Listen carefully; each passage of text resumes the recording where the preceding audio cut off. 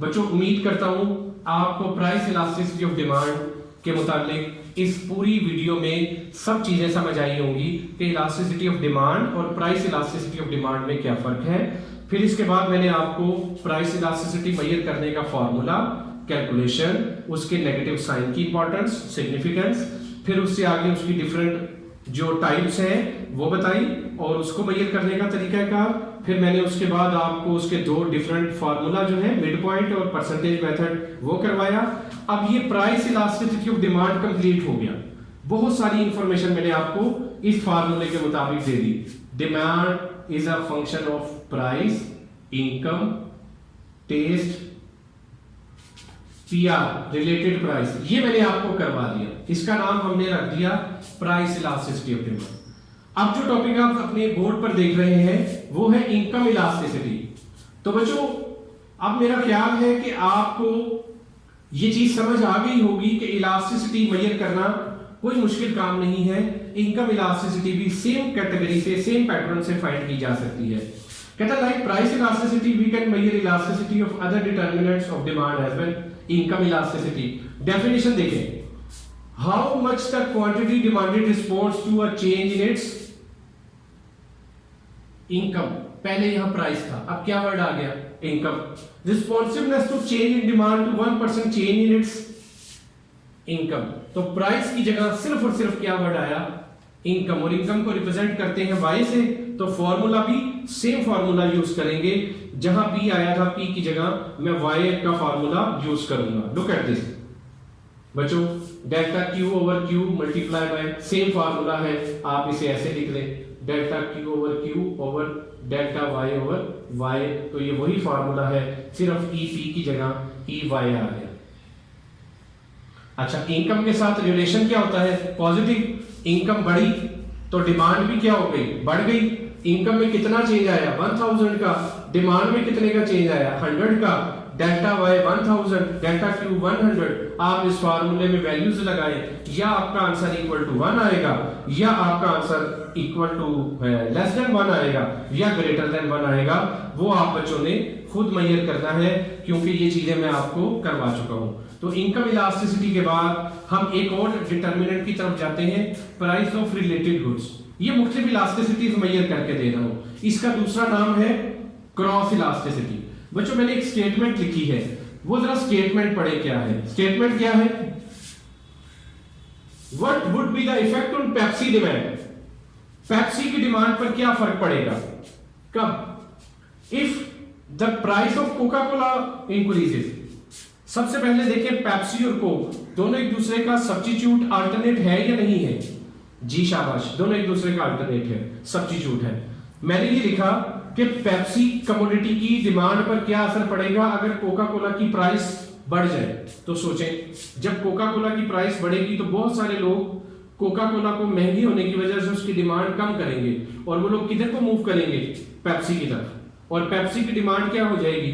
बढ़ जाएगी। तो इसका मतलब प्राइस तो चेंज हुई एक कमोडिटी की, लेकिन डिमांड चेंज हुई उसके सब्स्टिट्यूट की। तो जब एक कमोडिटी की प्राइस चेंज हो और उसके रिलेटेड सब्स्टिट्यूट की डिमांड चेंज हो जाए, तो इस कॉन्सेप्ट को क्या बोलते हैं? Cross elasticity. बच्चों समझ आया?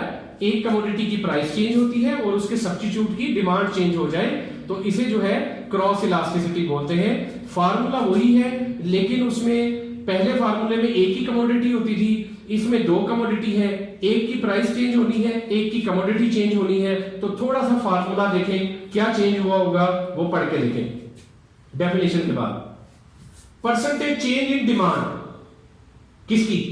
गुड 2 की। किसकी वजह से? Percentage change in the price of good 1। पहली कमोडिटी की प्राइस में चेंज आया, उसकी वजह से सेकंड कमोडिटी की डिमांड में क्या आ गया बच्चों? चेंज आ गया। लुक एट दिस, ये वही फार्मूला है क्रॉस इलास्टिसिटी का, delta Q over Q divided by delta P over P.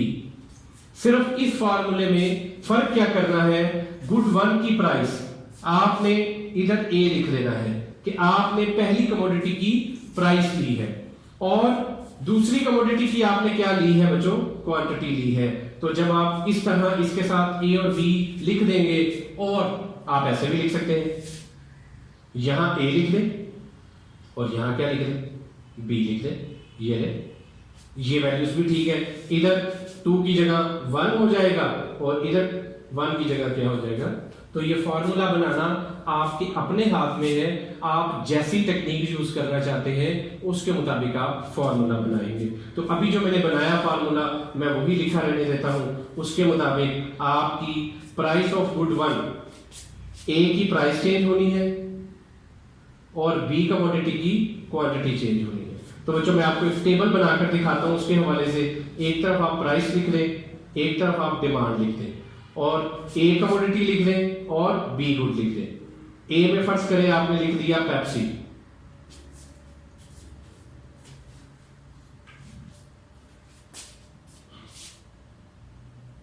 और दूसरे में आपने कोका कोला लिख दी। पेप्सी की प्राइस 20, कोका कोला की प्राइस भी 20। यहां पर प्राइस लिख दें और यहां डिमांड लिख दें, यहां गुड्स लिख दें। 20 प्राइस पर इसकी डिमांड 100, कोका कोला की डिमांड 150। ये जर्नल मैंने सिनेरियो बनाया। अब मैं इसकी गुड 1 की प्राइस में चेंज लाता हूं। फर्स्ट करें पेप्सी की प्राइस 20 से बढ़कर 25 हो जाती है। प्राइस किसकी बढ़ी है बच्चों, पेप्सी की। अब पेप्सी की प्राइस बढ़ने की वजह से लोग इसे छोड़ेंगे और किसकी तरफ मूव कर रहे हैं, कोका कोला की तरफ मूव कर रहे हैं। तो देखें बच्चों, कोक की जो डिमांड है वो फर्ज करें बढ़कर कितनी हो जाती है, 170 होती है। तो प्राइस इसमें चेंज आया, डेल्टा पी ए में चेंज आया 5 का, लेकिन क्वांटिटी किसकी चेंज हुई, बी की। डेल्टा क्यू बी में चेंज आया 20 का। तो ये दो वैल्यूज हमें चाहिए अपने फार्मूले में यूज करने के लिए और हम इस फार्मूले को मेजर कर सकते हैं। तो यहां मैं मेजर कर देता हूं आप बच्चों को cross elasticity. Delta Q A, delta Q over Q divided by delta P over P, A की प्राइस और बी की कमोडिटी। तो बच्चों जब मैं इसे मेजर करूंगा, डेल्टा क्यू बी की जगह जो चेंज आया वो 20 का है, और quantity of B, quantity of B पहले कितनी थी, जो पहली हमारे पास ये ए की है और ये कितनी है, बी की, 150 divided by delta P A, price of A में कितने का चेंज आया, 5 का, ये लिखूंगा, डिवाइडेड बाय पी ए, पहले प्राइस ए की कितनी थी, ये ए की प्राइस है और ये बी कमोडिटी की, तो 20 इसकी प्राइस है। तो बच्चों 20 को 150 पर डिवाइड करते हैं, 5 को 20 पर डिवाइड करते हैं और देखते हैं हमारे पास क्या आंसर आता है। देखिए बच्चों, जब आपने उसे डिवाइड किया तो आपके पास 20 डिवाइडेड बाय 150 0.13 आंसर आ गया। 5 को 20 पर डिवाइड किया 0.25 आंसर आ गया। इन दोनों को डिवाइड किया 1.92 आंसर आया। 1.92 ग्रेटर देन 1, तो ये कौन सी निकली, मोर इलास्टिक। तो इसीलिए मैंने आपको पहले ही मोर इलास्टिक लेस इलास्टिक सिखा दिया था कि ये आपका कॉन्सेप्ट साथ साथ चलना है। तो अगर अब आपको कुछ बातें समझ आ रही हैं तो आप दोबारा से जब वीडियो देखेंगे तो जो मेरी इलास्टिसिटी ऑफ डिमांड का स्टार्टिंग था उसे दोबारा अच्छी तरीके से कीजिएगा। एक ही फार्मूला स्टार्ट से लेकर आखिर तक चल रहा है। अभी इलास्टिसिटी ऑफ सप्लाई में भी सेम फार्मूला होगा, सिर्फ डिमांड की जगह सप्लाई का वर्ड लगाएंगे। लेकिन इलास्टिसिटी ऑफ सप्लाई पर जाने से पहले मैं आपको एक प्रैक्टिकली फर्म्स का जो बिहेवियर है या उसका रेवेन्यू अर्न करने का मेथोडोलॉजी है वो भी बता दूं कि प्राइस और डिमांड में चेंज होने की वजह से फर्म की रेवेन्यू पर चेंज पड़ता है। वो क्या चेंज पड़ता है वो मैं आप बच्चों को नेक्स्ट स्लाइड में दिखाता हूं।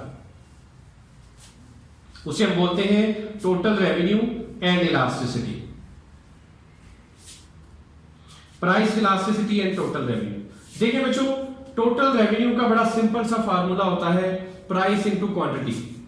एक प्रोडक्ट की कीमत 50 रुपए है, उसके 100 यूनिट सेल होते हैं, तो 100 × 50 आपका जो रेवेन्यू आपने अर्न किया, जो कमाई हासिल की आपने, वो 5000 है। इसे टोटल रेवेन्यू बोलते हैं। बच्चों टोटल रेवेन्यू का इलास्टिसिटीज के साथ बहुत इंपॉर्टेंट रोल होता है।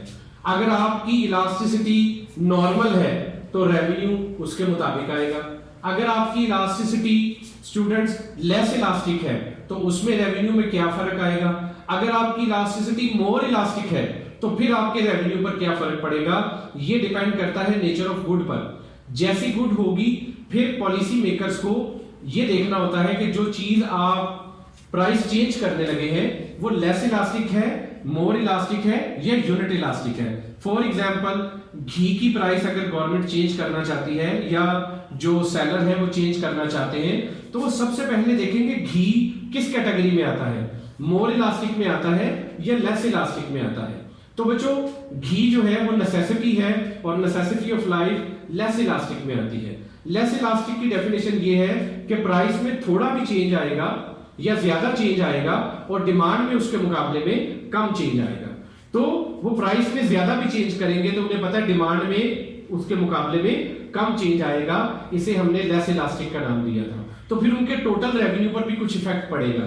फर्ज करें अभी एक कमोडिटी की प्राइस 5 है और उसके जो यूनिट सेल होते हैं वो 10 सेल होते हैं। जब हमने 5 को 10 से मिलाया हमारे पास ये पॉइंट आया, इस पॉइंट में ये जो पोर्शन है this one, price multiply by Q, इन दोनों को मल्टीप्लाई करके हम ये टोटल रेवेन्यू जनरेट करते हैं, दैट इज कितना बना 50।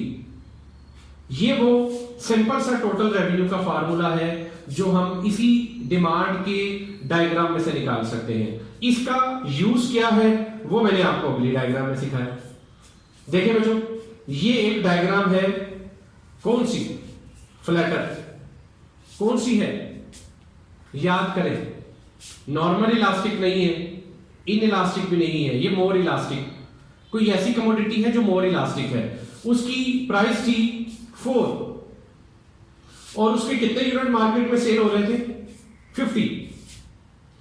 तो 50 मल्टीप्लाई बाय ये प्राइस ये क्वांटिटी, टोटल जो आप उससे रेवेन्यू अर्न कर रहे थे 200 यूनिट्स, 200 रुपीज, $200 आप अर्निंग कर रहे थे टोटल रेवेन्यू। अब इस कमोडिटी की प्राइस सेलर ने 4 से बढ़ाकर कितनी कर दी, कितनी कर दी बच्चों 5। कीमत बढ़ी है, डिमांड क्या हुई होगी, कम हुई होगी। अच्छा, और ये है कौन सा, मोर इलास्टिक, ऐसे ही है। मोर इलास्टिक में हमने क्या पढ़ा था, प्राइस के मुकाबले में डिमांड में ज्यादा चेंज आती है। तो देखें प्राइस 4 से 5 हुई, डिमांड 50 से कम रहकर कितनी रह गई 20। प्राइस के मुकाबले में डिमांड में ज्यादा चेंज आया तो बच्चों रेवेन्यू पर क्या इंपैक्ट पड़ा, पहले वो 200 रेवेन्यू कमा रहे थे, अब 5 को 20 से मल्टीप्लाई करें उनका रेवेन्यू सिर्फ कितना रह गया 100 रह गया। तो ऐसी चीज की कीमत सेलर के लिए बढ़ाना सूटेबल नहीं है। ऐसी चीज की कीमत कम करने से जो है थोड़ी सी कम करने से रेवेन्यू बहुत ज्यादा बढ़ाया जा सकता है, लेकिन मोर इलास्टिक कमोडिटीज की कीमत थोड़ी सी बढ़ाकर वो सेलर जो है वो अपना बहुत बड़ा नुकसान करवा सकता है। इसलिए जो चीजें दुनिया में मोर इलास्टिक होती हैं उन पर प्रमोशंस लगती हैं, उन पर सेल लगती है, थोड़ी सी कीमत कम करके रेवेन्यू बहुत ज्यादा बढ़ा दिया जाता है और इनकी कीमतों को बहुत ज्यादा इंक्रीज नहीं किया जाता। अगर इनकी कीमतों को इंक्रीज करना भी हो तो उसके लिए उन्हें एक टेक्निक अपनानी पड़ती है और वो टेक्निक है कार्टेल की, मोनोपोली की। सब लोग मिलकर अपनी कीमत बढ़ाते हैं ताकि कहीं से भी बायर जो है वो दूसरी कमोडिटी की तरफ शिफ्ट ना कर सके। तो बच्चों ये रेवेन्यू का कॉन्सेप्ट था। अब ऐसा ही एक कॉन्सेप्ट जो है वो इन इलास्टिक में भी है। इन इलास्टिक में मैंने आपको बताया कि प्राइस में ज्यादा चेंज आता है, डिमांड में उसके मुकाबले में कम चेंज आता है। फर्ज करें कमोडिटी की प्राइस 1 थी, 100 यूनिट सेल हो रहे थे, तो रेवेन्यू वो सेलर कितने ले रहा था फ्रॉम 100, उसने उसकी प्राइस बढ़ाकर 3 कर दी, 3 पर ले गए, लेकिन डिमांड 100 से कम होकर सिर्फ कितनी हुई 80, तो रेवेन्यू देखिए कितना बढ़ गया 240। तो बच्चों जो इन इलास्टिक या लेस इलास्टिक चीजें होती हैं, आटा, दाल, घी, इनकी कीमतें इसीलिए बढ़ा दी जाती हैं क्योंकि इनकी डिमांड में ज्यादा कमी नहीं आती और जब गवर्नमेंट को या फर्म को अपना रेवेन्यू बढ़ाना हो वो ऐसी इन इलास्टिक चीजों की कीमतें बढ़ाकर अपना रेवेन्यू बढ़ा लेते हैं। तो बच्चों इसका मतलब ये था समझाने का कि इन चीजों की मदद से भी रेवेन्यू में कमी बेशी लाई जा सकती है। तो बच्चों उम्मीद करता हूं आपको टोटल रेवेन्यू का समझ आया होगा। नेक्स्ट हमारा टॉपिक है सप्लाई का। मैं आपको सप्लाई थ्योरी भी पढ़ा चुका हूँ, मैं आप बच्चों को इलास्टिसिटी भी पढ़ा चुका हूँ। तो अब जो हमारा टॉपिक है इलास्टिसिटी, सेम टॉपिक है, सिर्फ लॉ ऑफ सप्लाई को ध्यान में रखना है। प्राइस बढ़ने पर सप्लाई बढ़ती है, लेकिन हमें यह समझ नहीं आती कि प्राइस बढ़ने पर सप्लाई में कितनी तब्दीली आएगी, प्राइस चेंज होने पर सप्लाई में कितनी तब्दीली आएगी। इस चीज का कॉन्सेप्ट मेजर करने के लिए अल्फ्रेड मार्शल ने कॉन्सेप्ट दिया इलास्टिसिटी ऑफ डिमांड की तरह इलास्टिसिटी ऑफ सप्लाई। तो इसकी डेफिनेशन ये होगी, परसेंटेज चेंज इन सप्लाई किसकी वजह से, due to change in price, ये प्राइस इलास्टिसिटी ऑफ सप्लाई बन गई। तो बच्चों हम same formula, same method use करके इलास्टिसिटी ऑफ सप्लाई भी मेजर करेंगे। तो देखो बच्चों, फिर वही डेफिनेशन, फिर वही सारी चीजें, सिर्फ फर्क क्या है, how much the quantity supply, यहां डिमांड लिखा है, सिर्फ डेफिनेशन में सप्लाई आ गया। Response to a change in its price, responsiveness to change in supply, demand की जगह क्या वर्ड लगा दिया मैंने, सेम डेफिनेशन है, सप्लाई का वर्ड लगा दिया। तो फार्मूले में भी जहां आपने डिमांड यूज कर रहे थे उसकी जगह सप्लाई ले आए, तो आपका इलास्टिसिटी ऑफ सप्लाई भी आता है। देखें बच्चों, percentage change in supply, percentage change in price. अब यहाँ सप्लाई को भी क्यू से रिप्रेजेंट करते हैं, डिमांड को भी क्यू से रिप्रेजेंट करते हैं, तो फार्मूले में चेंज नहीं आया। यहां से पता चल रहा है कि ये इलास्टिसिटी ऑफ सप्लाई का फार्मूला है। प्राइस इलास्टिसिटी में यहाँ पी आया था, इलास्टिसिटी ऑफ डिमांड में ई डी आता है। सबसे इंपॉर्टेंट बात, जब आप सप्लाई को मेजर करेंगे तो आपका आंसर आएगा प्लस में। डिमांड को मेजर कर रहे थे प्राइस इलास्टिसिटी को, उसका इनवर्स रिलेशन था, वो नेगेटिव था। इसका चूंकि पॉजिटिव डायरेक्ट रिलेशन होता है, इसलिए इसका आंसर पॉजिटिव में प्लस में आएगा। तो देखें बच्चों, हमने एक फार्मूले की मदद से इसको भी मेजर किया। ये वही टेबल है जो लॉ ऑफ डिमांड में यूज किया था, लेकिन मैंने इसको लॉ ऑफ सप्लाई में कन्वर्ट किया। देखें बेटो, प्राइस बढ़ी 10 से 11, बढ़ गई, सप्लाई क्या होनी चाहिए, बढ़नी चाहिए, तो सप्लाई भी देखें 200 से बढ़कर कितनी हो गई बेटो, 240। देखा बेटे आपने, तो प्राइस भी बढ़ी और सप्लाई भी बढ़ी। प्राइस में कितने का चेंज आया, 1 का, सप्लाई में कितने का चेंज आया, 40 का। आपने वैल्यूज लगाई, सेम आंसर आया। पहले नेगेटिव आया था क्योंकि डिमांड में नेगेटिव रिलेशन था, अब पॉजिटिव आया क्योंकि law of supply positive relation लगता है। 2 आंसर आया, 1 से ज्यादा है, मोर इलास्टिक है। सब चीजें मैं आपको ये इलास्टिसिटी में करवा दी, सब चीजें मैंने आपको सिखाई। आपके पास जो पहली असाइनमेंट है वो यही है, students are required to draw table and diagram of the unit elastic supply. अभी मैंने आपको इलास्टिसिटी ऑफ डिमांड में टेबल और डायग्राम बना के दिखाया था ना, कि अगर प्राइस में जितना चेंज आए उतना ही डिमांड में आए तो उसे यूनिट इलास्टिसिटी डिमांड बोलते हैं। तो आपने वैसा ही सप्लाई का बनाना है, जितना चेंज प्राइस में आए उतना ही चेंज सप्लाई में आए, लेकिन लॉ ऑफ सप्लाई गलत नहीं होना चाहिए।